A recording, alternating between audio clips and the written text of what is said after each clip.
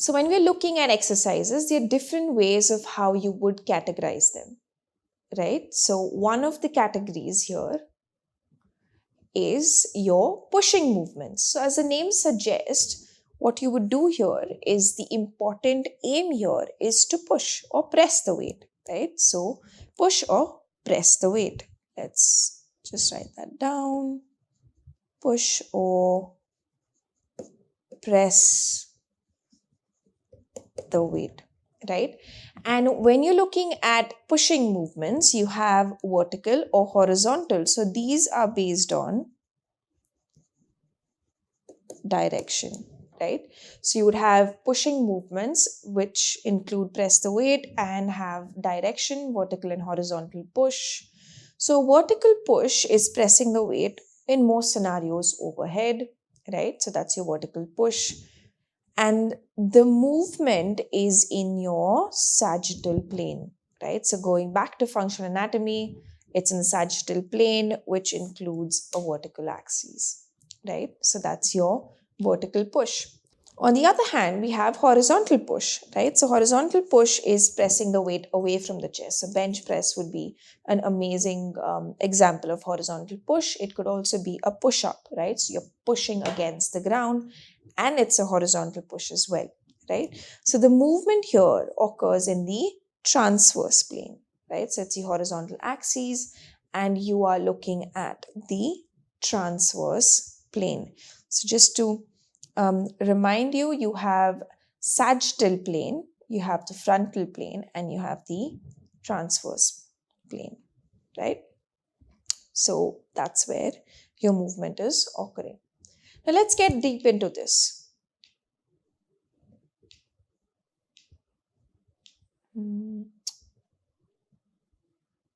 Right.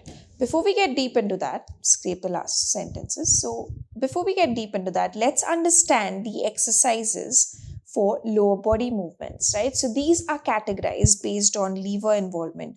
Now you would have studied levers, guessing in module 4 when you go through, the kinematics and the kinetics. And based on the lever involvement, you can categorize your lower body movements for your common exercises, right? So either they are hip dominant, right? So your hip plays an extremely important role, like the hip hinge, hip thrust, which we'll be looking at in the next few slides. You also have knee dominant exercises. So your main or major lever here is around the knee. Or you would have, so dominant again, right? Knee dominant. Or you would have your hip and knee combined, right?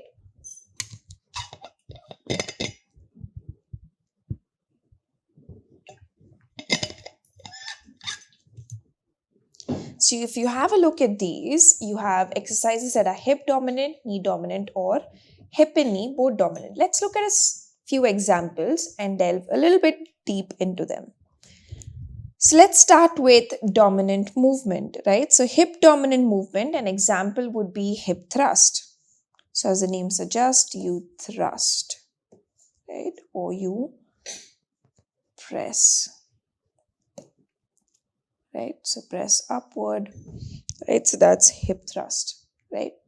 So an example of this would be your hip thrust exercises or your glute bridge exercises, right? So the major muscles in here are your hamstrings and glutes, right? Your plane of motion is the sagittal plane, so it's occurring in the sagittal plane. And some of the coaching considerations here would be your shoulders are on the bench or any kind of support that you take from, and you drive through the hips. So driving through the hips is your thrusting action, right? So you're driving through the hips is your thrusting action. So that's why it's hip thrust. You drive through the hips, which is nothing but extending your hips, right? So that's the major action over here is you're going in for a hip extension, right? So that's the exercise.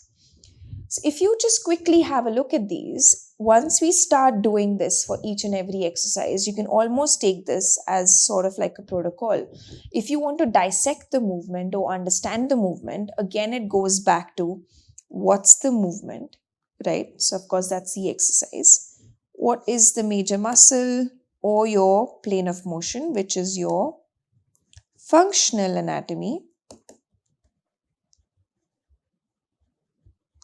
Then you would have your coaching considerations. So that becomes your coaching science. So what things you would consider, what techniques you would consider.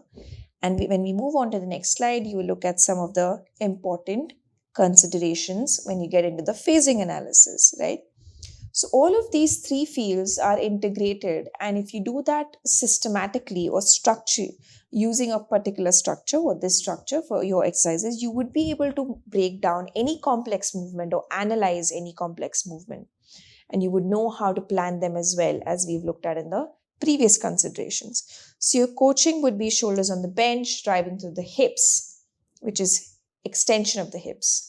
Now for this, let's look at some of the other examples, right? Another example of hip dominant movement would be hip hinge, right? So as we've looked at earlier, hinge is nothing but like a hinge on the door, right?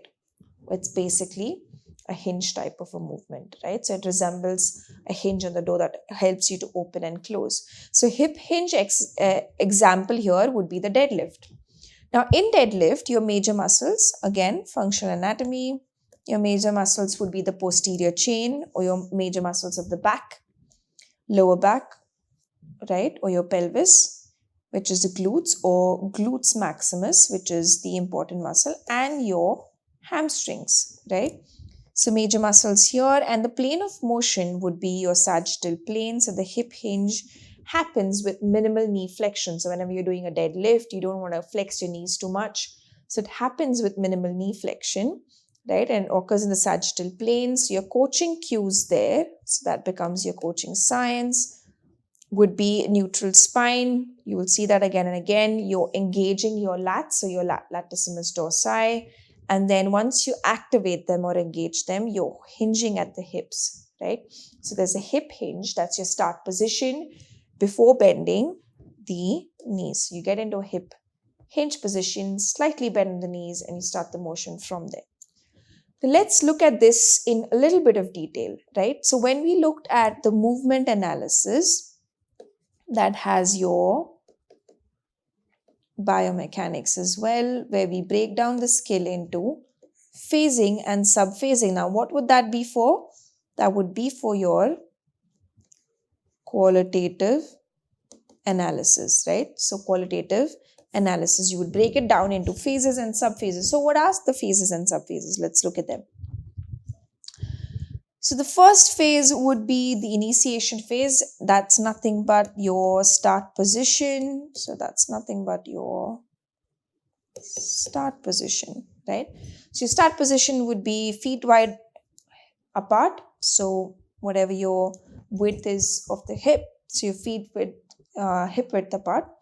You maintain a neutral spine, engage your core, right? So that's your start position. So make sure you engage your core. Again, this would be to understand, as we've previously discussed, muscle activation, right? Quite important to get the desired results is to understand when to activate what muscles. So maintain neutral spine, engage your core. Following the start position is actually the hinging phase, right? So that's when your hinge occurs.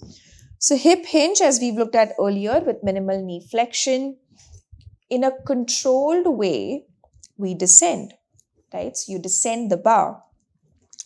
We've looked at earlier in functional movements, descend is your downward movement, right? So your downward movements, you're in a controlled manner, you're descending the bar with minimal knee flexion, followed by the actual lifting phase. So now that you have, descended the bar with a hip hinge, you're in the hip hinge position, right? That's when you perform your hip extension, that is lift the bar while maintaining that neutral spine. So make sure when you're lifting the bar and you come back to your normal, position or your standing position, you're not having an arched back.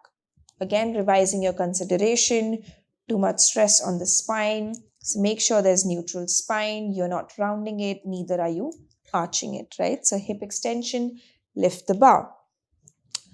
Then again, when you're descending, right? There's a descending phase as well, is when you're keeping the bar down. Again, in a lot of cases, you would see, weightlifters, powerlifters, any of these people training in the gym. It's quite important because you're going through a lot of heavy weight, right? When they're doing deadlifts, make sure it's controlled lowering. Even though it's rapid, you're not just slamming the bar into the ground, might have injuries on your lower back as well. So it needs to be controlled lowering. Controlled lowering not necessarily means slowing down the lowering. It means that you have control over the lowering with whatever speed you're lowering the bar, right? So as you can see that we've divided the action again into the different phases. And if you can identify what exactly is the action occurring, what muscles are important for that action, you get a good insight into the movement, isn't it? So that's how we do the movement analysis, right? So the key variables when you look at through all of these phases would be the hip hinge mechanics. So whenever you're analyzing this, make sure that the hip hinge mechanics are right. There's neutral spine, of course, so look at the posture. And you also often analyze the bar path trajectory, right? So that just depends on how is your bar traveling, how is the balance and control, how is the balance and coordination, right? How is the sequence, how is the segmental interaction? And unless and until all of these are performed well, you wouldn't go for a progression, right? So unless and until all of these are performed well, you wouldn't go for a progression. If these are not performed well, you would try and go for a regression, right? So reduce the weight, reduce the reps, right? See, sometimes an athlete would be able to, or your client would be able to perform, say they're doing it with 10 kilos, but can go on only for 3 reps. Would you push them for 4 or 5 in a compromised technique? Probably not, right? So that's what you need to keep looking out for, are these key variables. Now, in terms of the hip hinge, and we've spoken about this earlier, that when we look at the fundamental movement patterns or these exercises, they're often designed or are included in the training programs based on the sport that you play, right? Which is one of the considerations. So where would you find a hip hinge dominant sport, or where would it be important? So that's when you go in for needs analysis, which we've looked at in the previous few modules. So it's quite important to develop hip bar, where hip bar is absolutely important and your posterior chain strength is important, right? So examples of those two sport quickly would be weightlifting and sprinting. So for sprinting, you need those, muscles around your pelvis, your lower body muscles, which are quite key. You need that hip bar to explode through. It's an explosive activity, isn't it? And you also need your posterior chain to propel through. So for sport like weightlifting and sprinting, definitely would include good hip hinge movement in your training protocol. And the coaching cues and considerations here would be around keep the bar close to the body, just quickly brushing through, maintain a neutral spine. You engage the core throughout the activity, right? Because that's a stabilizer. So your core here is your stabilizing muscle or stabilizer, right? So you'd engage your core throughout. And your teaching progressions would be, you would have a hip hinge with a lighter weight or equipment. You could also start with, those wooden sticks that you find in the gym. So you can start with them and then build on to the barbell or build on to the weights, right? So you could then do a kettlebell deadlift because it's independent. You can move on to that. And then you would actually go for a traditional deadlift, which is your bar, right? Another important category is your knee dominant according to the lever. So we've looked at 2 examples of a hip dominant movement, which is your hip thrust and your hip hinge. Let's delve into knee dominant. So what's an example of a knee dominant movement? Could be a single leg squat, right? Now, do know that you have the hip involved as well, but because it's unilateral, you have, single leg squat wherein the knee plays a crucial role because there's a lot of balance, coordination, and control that's required. So again, going through our protocol as we did for the last 2 exercises, major muscles would be your quadriceps because there's knee extension that's happening, and of course your glutes and hamstrings as well, right? Because you're going into a hip extension as well. Right, so your major muscles would then be these. Plane of action would be again sagittal plane. It occurs in the sagittal plane because it's flexion and extension. So any flexion extension movements happen in the sagittal plane. So in this side, if you look at the joint actions that are happening, so let's just put that there. Joint actions happening are knee and hip flexion extension, right? So that's what is happening. So quickly moving on to the technique for the coaches. So coaching cues would be the non-working leg. You'll have, the leg would be extended or you would be standing straight. Would maintain good balance and control because it's a single leg squat. You would have weight in your hands and you will have a controlled ascent and descent. So the controlled movement when you're performing it, right? So make sure all of these are working well when you're doing a single leg squat. Another example of a knee dominant exercise would be the lunge, right? We are all familiar with lunges. It's a very good and a common exercise, important to be included in pretty much every client, good for daily activities or your athletes performing different sport as well, right? So lunge is extremely important. Going through our protocol, major muscles would be quadriceps, glutes, and hamstrings, of course, and your core, pretty much for most of these exercises that involve the lower body or your pelvic muscles, would act as stabilizers, right? So, glutes, hamstrings, quadriceps, and your core as stabilizers. Plane of action again would be sagittal plane as there's flexion and extension happening at the knee and the hip, right? Pretty quick. And coaching cues would be so to step forward. So when you're stepping forward, you need to have good balance. You need to maintain good balance because you're doing that along with the weight. So you need a good stable trunk or you need good engagement of the core. So the trunk and the core are acting as your balancing or your stabilizers, whereas you're maintaining right angled front knee, right? So your front knee is the one that's having the most effect. Breaking this down into phases and subphases. So the same thing that we did for the deadlift, let's look at phases and subphases for the lunge. Initiation, which is nothing but our start. So a start position would be preparing for the lunge where we activate all of our stabilizing muscles.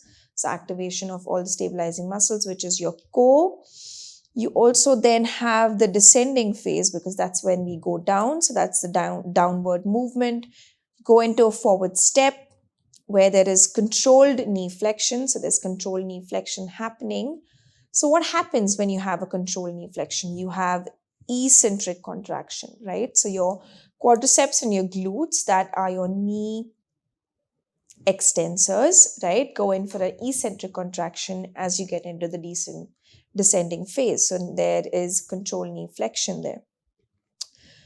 So once you reach the lowest position, right, so your lowest position is now stationary. So you've reached there, right? So that becomes your event of interest, isn't it?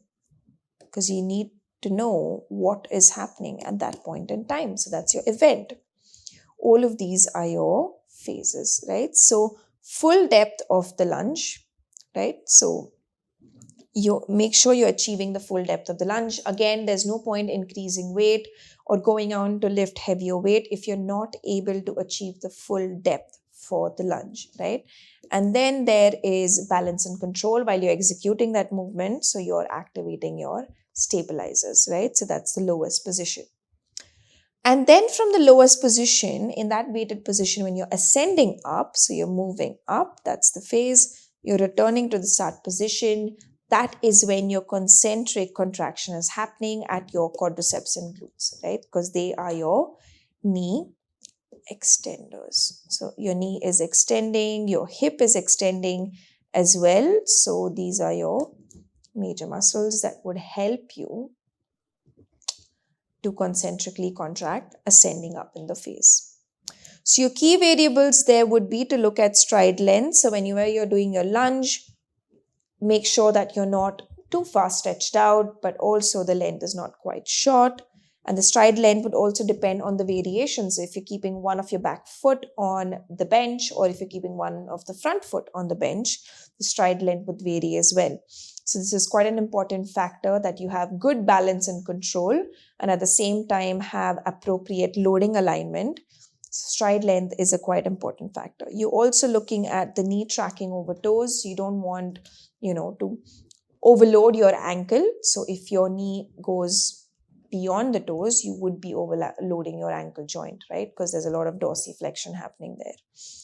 And then you would have your trunk stability, which is quite important, balance and coordination, that is maintaining your posture while you're doing the exercise.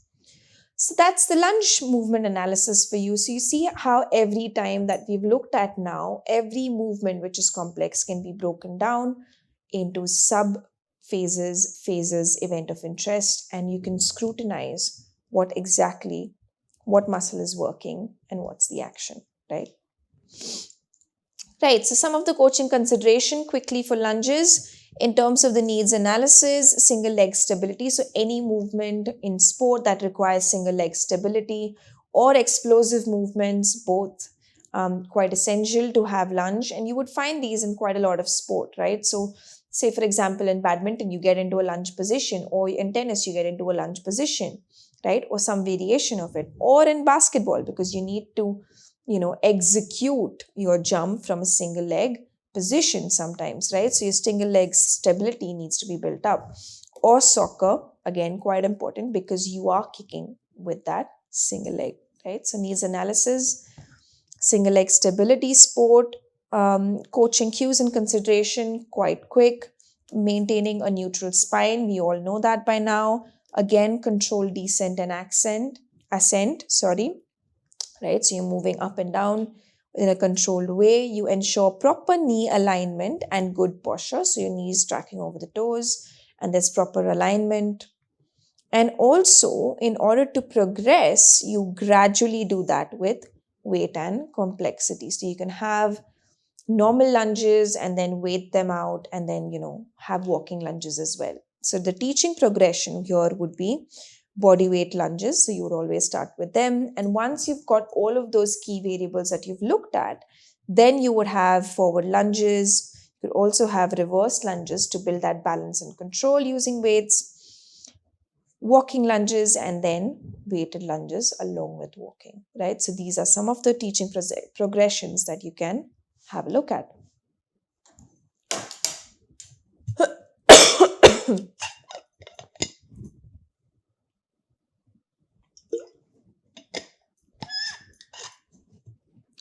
Let's quickly dive into combined hip and knee movement. So we've looked at knee dominant and hip dominant. So what would be a good example of hip and knee dominant, right? A good example would be a box jump, right? So box jump is a really good plyo exercise. So if you're looking at including any plyometric stuff, box jump is quite ideal. Major muscles, again, there would be the big muscles of your lower body, quadriceps, glutes, and hamstrings. Plane of motion would be sagittal plane. So it's a drill for you by now, that we've established what's the anatomy, what's the plane of action. So we should be able to go through these pretty quickly. And in your coaching, just make sure, because you're landing on the box from the ground, from the flight phase, landing onto the box, that there is absolute soft landing, isn't it? You don't want to thrust the ground, right? And then there's knee tracking over toes. So again, you're not going beyond, because if you do go beyond, there's a tendency to fall.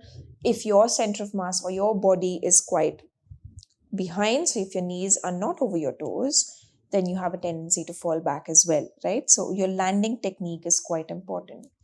And of course, you're engaging your hip and knee extensors during takeoff, right? So absolute crucial here is when you're taking off from the ground, you're utilizing those ground reaction forces, generating forces using those hip and knee extensors during your takeoff, right? So in terms of our examples, let's look at another one, which is your squat. So we've looked at box jump, where you go onto the box. This is the opposite squat, where you squat into. So it's a hip, again, an example of a hip another example where you're hinging at the hip, right? So that's the squat. So the major muscles here would be your quadriceps, glutes, and hamstrings again. How do these each play a role? Let's look at them in the next slide. But for now, let's move on to the plane of action. Plane of action again is sagittal plane because there's flexion and extension happening at the knee and the hip, right? So that's what's happening at the hip. And coaching again would be absolutely crucial for squat is maintaining neutral spine. So a lot of the times you can commonly observe in the gym that you have athletes or clients stacking on weights, increasing a lot of weights, but compromising on their spine, right? Now, you would have a lot of weightlifters that have a belt that helps them to gain that additional support from the lower back, right? But for an athlete, if you're trying to build it so that they can sustain longer with that type of a weight, probably not ideal to put that belt, probably not ideal to move to those weights. Let's start questioning these things. Do they need to lift that heavy? Or do they need more reps, right? That's more important.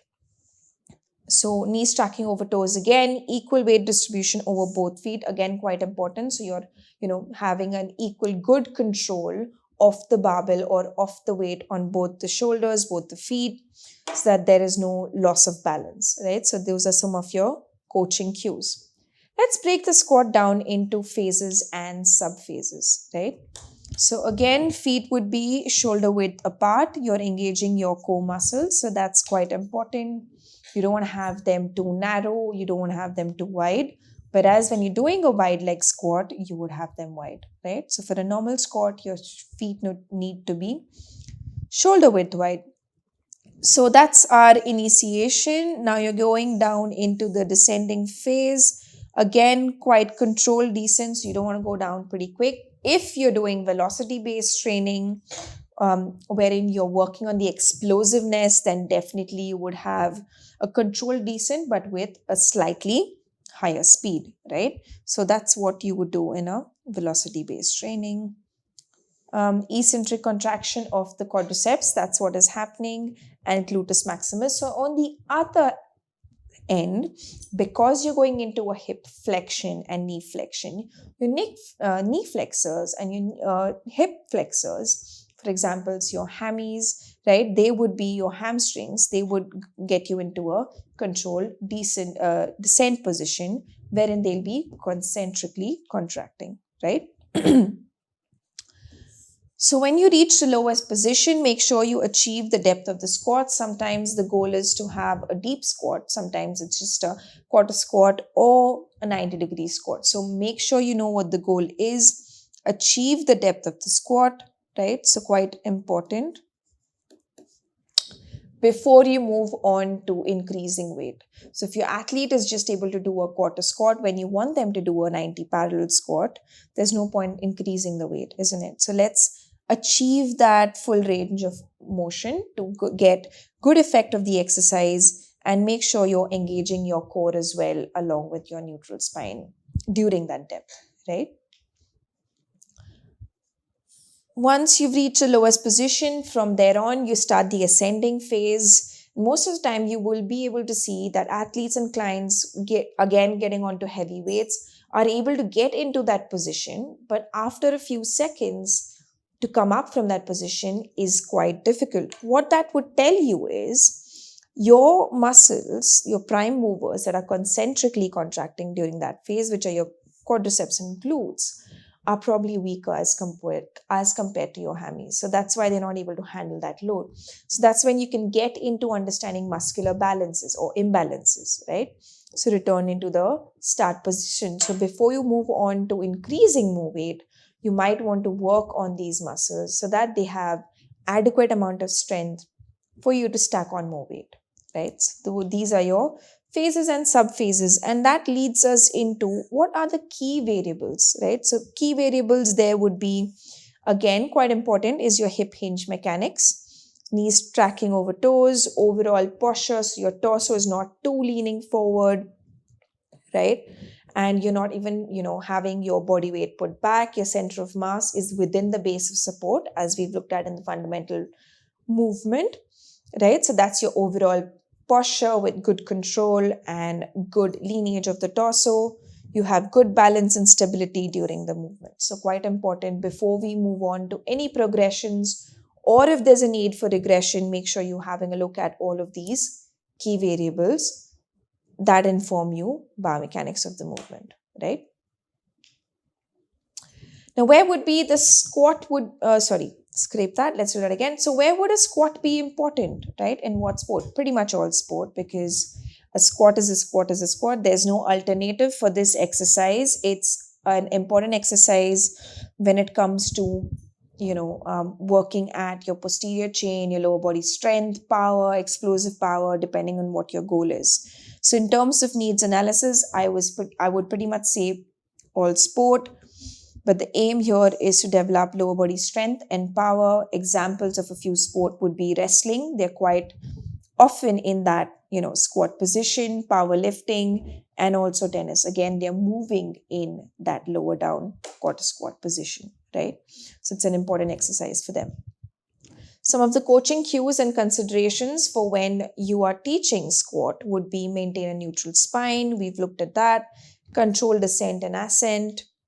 There's also maintaining appropriate knee alignment, right? Progression with weight and complexity. So that's pretty much there for every exercise.